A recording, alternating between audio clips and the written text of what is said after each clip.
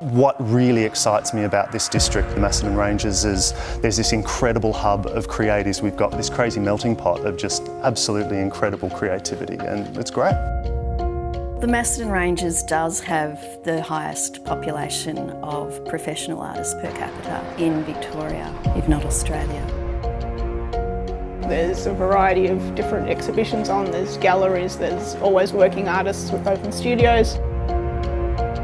Workshops in Macedon Ranges provide an opportunity for people to come and experience what it would be like to make something like this little three-legged stool in 3 days, all the way up to a 7-day class to make an armchair like the one sitting behind me.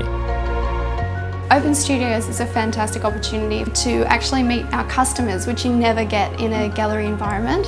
There is potters, ceramicists, acid cubism, painters, and then there's very modern contemporary artists like myself.